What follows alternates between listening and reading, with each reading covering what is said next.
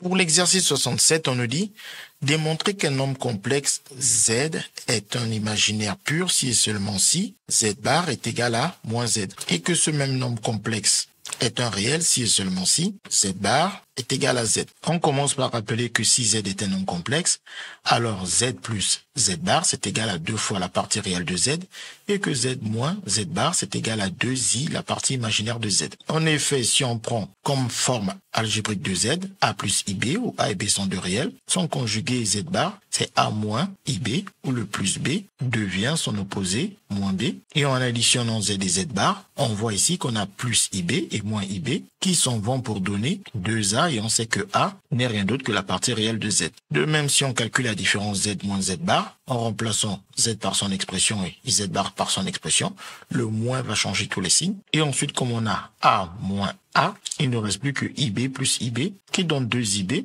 et on sait que B n'est rien d'autre que la partie imaginaire de Z. Donc, ce qui explique pourquoi nous avons ces égalités. On précise au passage que Z est un imaginaire pur si sa partie réelle est nulle et que Z est un réel si sa partie imaginaire est nulle. Donc ici, sur sa forme algébrique, ça veut dire que Z est de la forme I fois un réel, c'est-à-dire IB, IR, qu'il est dans IR, si tout simplement sa partie réelle A est nulle. Donc R de Z vaut 0. Et que Z est un réel, il ne vaut A que si sa partie imaginaire B est nulle. Donc sa partie imaginaire, I de Z, est nulle. Donc, pour la première question, où on nous dit démontrer que Z est un imaginaire pur si et seulement si son conjugué Z bar est égal à son opposé moins Z.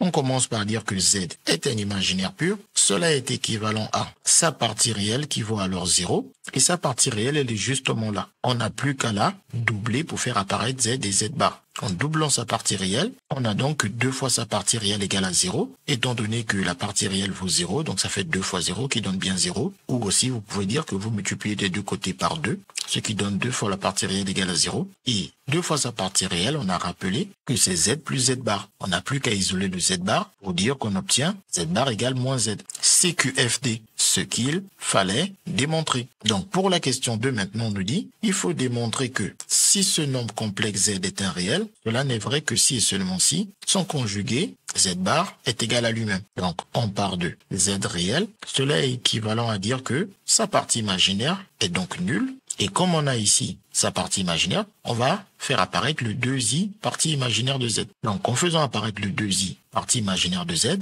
on sait que comme partie imaginaire de Z vaut 0, ça fait donc 2i fois 0 qui donne 0. Ou bien vous multipliez des deux côtés par 2i. 2i fois im de Z donnera 2i im de Z et 2i fois 0 donnera 0. Ensuite, on n'a plus qu'à utiliser le rappel qu'on a fait ici. 2i im de Z, on a dit que c'est Z moins Z bar. Et donc, comme on le remplace par Z moins Z bar, on a que Z moins Z bar égale à 0. Lui, on n'a plus qu'à faire passer le moins Z bar de l'autre côté pour pouvoir dire que Z est donc égal à Z bar. Ou de façon équivalente, que Z bar est égal à Z.